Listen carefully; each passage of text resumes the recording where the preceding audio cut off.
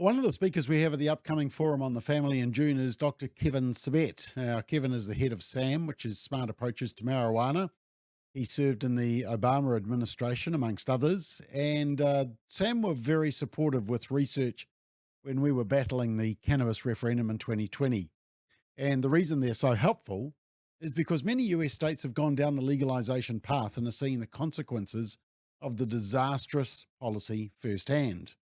And big marijuana in the US, with the help of some Democrat politicians, are now trying to introduce a law, an industry crafted piece of legislation that will enable billions of dollars to be invested into the marijuana industry. And if passed, the bill will bring the whole of the USA one step closer to the full nationwide legalization and commercialization of marijuana. Not only is the marijuana industry pushing hard for this bill, but the banking industry is pushing hard as well. Follow the money. This bill has a lot of money behind it. And Kevin Sabet had to turn up to make a submission. And I wanted to show you an excerpt because it reminds us of just why it was so important that New Zealand voted no. So have a watch of Dr. Kevin Sabet's submission to the Congress Select Committee, I guess is what you'd call it. And frankly, the banking industry is quaking after recent failures. I should note the hearing also comes right in the middle of the U.S. Department of Health and Human Services National Prevention Week, at a time when suicide rates for young people are off the charts, mental health challenges are worse than ever before, and frankly, insurance companies are getting away with murder by not covering mental illness the way they do physical illness. The idea that this committee decided to spend its time turbocharging the marijuana industry right now, given everything else going on, I think is unfortunate. And we're spending your important time talking about how we can turn our kids into a great national experiment, an experiment rigged towards addiction, misery, and our next public health calamity. But because we are here, let me briefly state why this bill is not what we need right now. Number one, today's marijuana is more dangerous than ever. And this bill would open up the marijuana industry to Wall Street hedge fund managers and Silicon Valley investors who will create even more hazardous products to get them in the hands of even more Americans. Number two, the bill would open the U.S. financial system to activity from transnational criminal organizations who intend to harm Americans. And number three, it purports to fix essentially a fake problem. Today's marijuana businesses are not dealing primarily in cash. There are hundreds and hundreds of banks working with pot businesses. So issue one, let's be honest here. Today's marijuana is not about Woodstock weed. It's not about 3 to 4% THC. It's more about these products that I am entering in an appendix in my written testimony, these edibles, these candies, these cereals, these concentrates, these waxes, 99% supercharged THC that has a deleterious effect on both physical and mental health. Imagine what this would look like with even more big investors. And frankly, you can take it from your former colleague on the other side, former Speaker John Boehner, one of the biggest proponents of marijuana today, who has said that he said, quote, "I was on the board of a major tobacco company, Reynolds. Do you think big tobacco is staying on the sidelines? I've talked to these guys. They are not going to sit this one out, and they have the dollars to acquire whoever they want."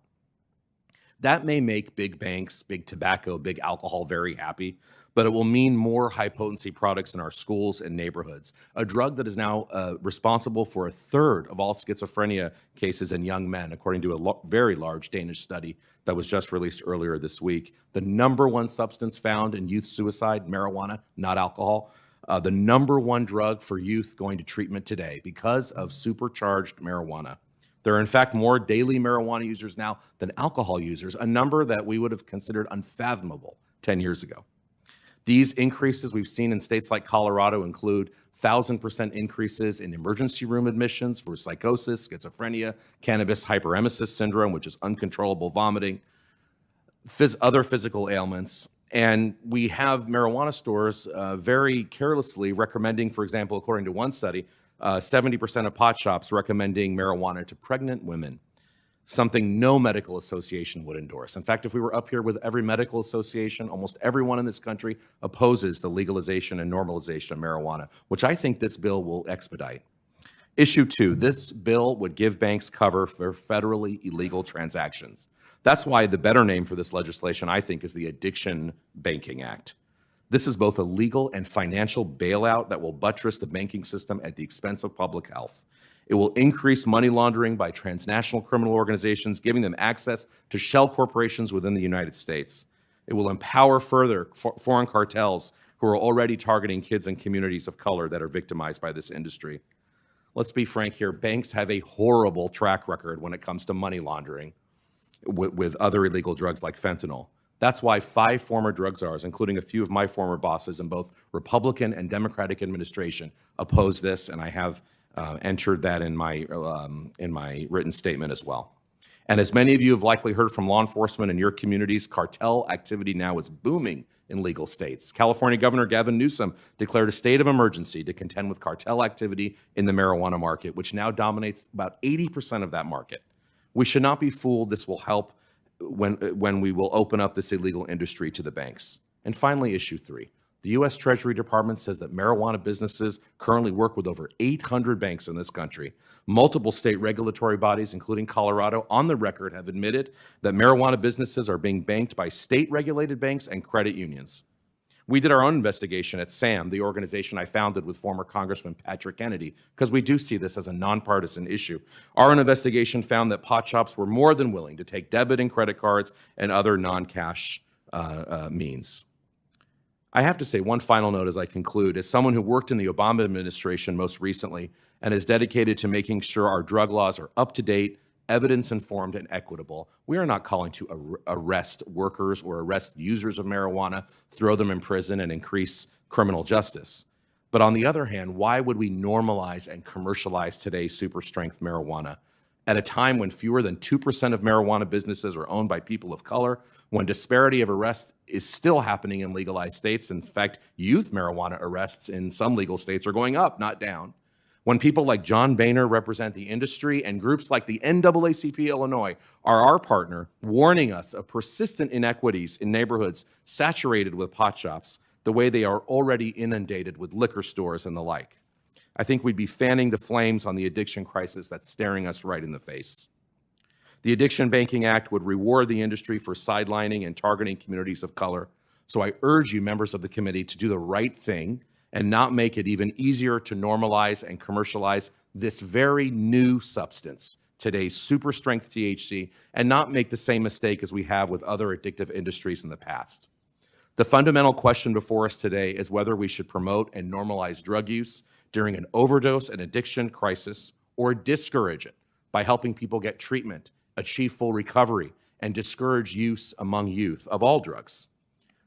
Let's remember that it took us almost 100 years to reverse the public health impacts of the tobacco industry, who continually cast doubt on public health advocates with industry-funded bunk science. We have an opportunity today to not repeat those mistakes. Thank you for your time, and I'm happy to answer. Yeah, I mean, very important argument. And of course, it's big marijuana. You just have to follow the money. But it is all a reminder of how fortunate we were to vote no and to succeed in the 2020 referendum here in New Zealand on legalising cannabis. And Kevin is speaking at our forum on the family at the end of June, which is very exciting, and you won't want to miss him. In fact, SAM actually released their analysis of what effect legalisation has had in the US in the states where it's happened. And here's just some quick takeaways to finish with. Use is increasing across the board, but especially in young adults aged 19 to 30. And while the use of marijuana is steadily increasing, the perception of harm from using drugs is decreasing, especially amongst high schoolers. 30% of marijuana users have some form of marijuana use disorder. And use before the age of 18 increases the likelihood of marijuana use disorder by 7-fold, and legalization is associated with a 25% increase in marijuana use disorder amongst 12 to 17-year-olds. There's also been increases in emergency department visits, THC exposures involving children, and marijuana-related poison control calls. Increases in impaired driving and fatal crashes involving stoned drivers, teen drivers, driving stoned, and the black market is alive and well. Do you remember those promises we were given that the black market would just go away if we legalized? Of course it won't. And the tax revenue is minuscule in the scheme of things and fails to take into account the health and societal costs and harm, such as addiction, mental health, and family harm. The environmental impact is significant, which is kind of ironic given the Greens' obsession with marijuana. And what I do find fascinating and ironic, as you'll see down the bottom there, is that in states that have legalized, the overwhelming majority of cities and communities don't want anything to do with it. All of this reminds us how New Zealand dodged a bullet in the cannabis referendum when the majority voted no. And we need to continue to vote no for the sake of our families and communities. The evidence of what happens if we legalize is quite clear. Just look at what's happening in the US. New Zealand is too precious to be wasted.